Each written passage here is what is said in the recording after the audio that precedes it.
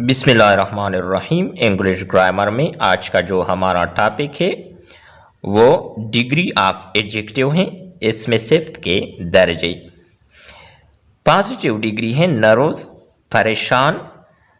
Comparative degree है मोर nervous, बहुत परेशान। और सुपरलेटिव डिग्री है मोस्ट नर्वस, सबसे परेशान। इसी तरह पॉजिटिव डिग्री है लॉन्ग, लंबा। कंपेरेटिव डिग्री है लॉन्गर, ज़्यादा लंबा। और सुपरलेटिव डिग्री है लॉन्गेस्ट, सबसे लंबा। इसी तरह ओल्ड पॉजिटिव डिग्री है बूढ़ा, ओल्डर।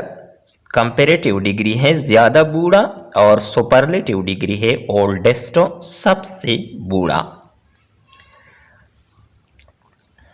इसी तरह परफेक्ट पॉजिटिव डिग्री है ठीक, कंपेरेटिव डिग्री है मोर परफेक्ट, ज़्यादा ठीक। और सुपरलेटिव डिग्री है मोस्ट परफेक्ट, सबसे ठीक।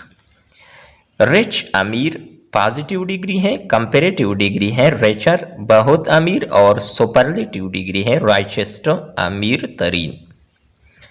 स्मॉल छोटा positive degree, comparative degree smaller, ज़्यादा छोटा। और सुपरलेटिव डिग्री है स्मॉलेस्ट, सबसे छोटा।